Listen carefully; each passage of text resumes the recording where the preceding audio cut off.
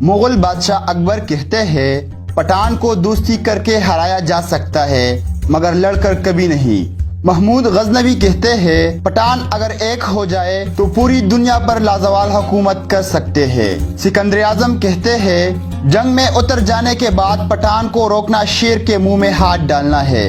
افغان، پٹھان، پختون ایک نسلی گروہ ہے جو زیادہ تر پاکستان اور افغانستان میں آباد ہے۔ اکثریتی زبان پشتو ہے، اردو اور انگریزی کو بطور دوم زبان استعمال کرتے ہیں۔ پٹھان دنیا کے ہر خطے میں آباد ہے۔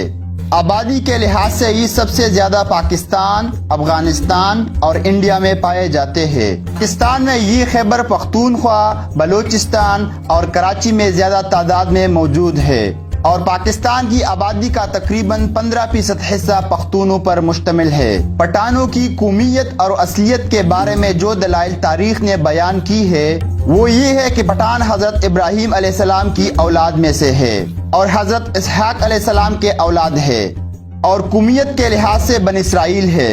انگریز مورخین کے مطابق پٹھان قوم ارجینیا کے ایک حصے میں رہتے تھے۔ ارجینیا کے لوگوں کا دعویٰ ہے کہ افغان یا پٹھان ہم میں سے ہے کیونکہ البانیہ کے لوگ اوغان جو کہ بعد میں افغان بنا ارجینیا سے ہندوستان کی طرف چل پڑے۔ ایک انگریز مورخ لکھتا ہے کہ اسرائیل قبائل بہت تکالیف اور مصیبتوں کے بعد افغانستان میں آباد ہو گئے ہیں۔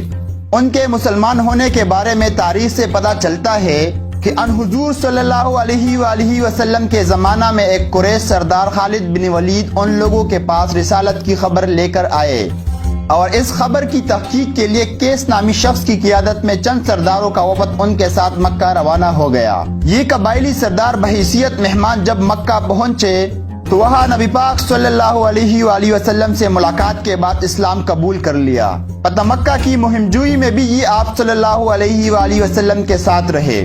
ان سرداروں کو واپسی پر حضور صلی اللہ علیہ وآلہ وسلم نے تحفے تحائف بھی دیے اور اس وفد کے امیر کیس کا اسلامی نام عبد الرشید رکھ دیا اور پھر اسے بطان کا لقب بھی عطا کیا اور پھر یہی لفظ بگڑ کر پٹھان بن گیا۔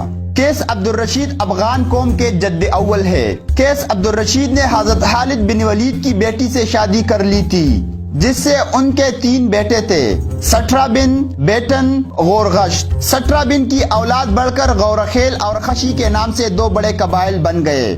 خشی بعد میں گلیانی، یوسف زئی، ترکلانی اور محمد زئی میں تقسیم ہوئے۔ افغان متعدد قبائل کا مجموعہ ہے جن کا جد امجد اعلیٰ ایک ہے، مثلاً عبدالی، بنگش، غوری، یوسف زئی، منگل، کاکڑ، وردی، وزیری، محسود، بنوسیان، افریدی، تنولی، دلزاق، خٹک، مومن، غورغشت، نیازی وغیرہ وغیرہ۔ ان قبائل کی ہزارہ شاخیں ہیں اور پھر ان شاخوں کی ذیلی شاخیں جو اشخاص یا علاقے سے منسوب کی گئی ہے۔ تمام پشتون مسلمان ہیں اور ان کی اکثریت سنی اور حنفی فقہ سے تعلق رکھتی ہے، البتہ ایک قلیل تعداد شیعہ بھی ہے۔ پشتو زبان کی ادبی اصناف پاک و ہند کی دوسری زبانوں سے ملتی جلتی ہے۔